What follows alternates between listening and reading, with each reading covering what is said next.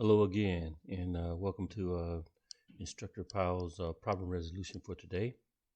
I gave this problem to my students in my Excel class. It's a problem for the day on creating a table in Excel. The problem states create a table from A1 through E16 with headers using table style blue, table style dark 6. The first thing you want to do on this problem is highlight the cells that you want to create your table with. Once you do that, then you want to go to the Insert tab to insert the table. The Insert tab has a lot of other options in here besides inserting a table. It also has creating or inserting pictures, objects, charts, and so on. Once you get there, you want to go ahead and click on the table icon, and it will then pop up the create table dialog box. You want to make sure you have the correct cells highlighted. That's cells A1 through E16, and also make sure you have the box my table has headers checked. Once you have that, go ahead and click OK.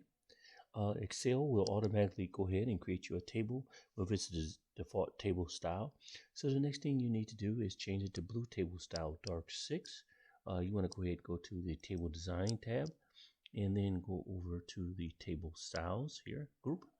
Go ahead and click on the down arrow on the table styles group.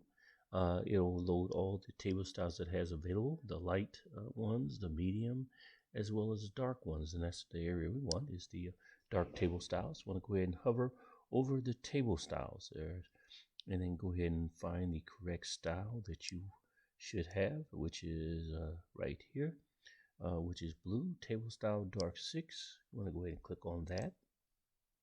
Once you have that click, that pretty much completes the problem. Go ahead and click out of there to have it register, and voila, we have a table created from A1 through E16 with headers, and we have it in the dark table style 6.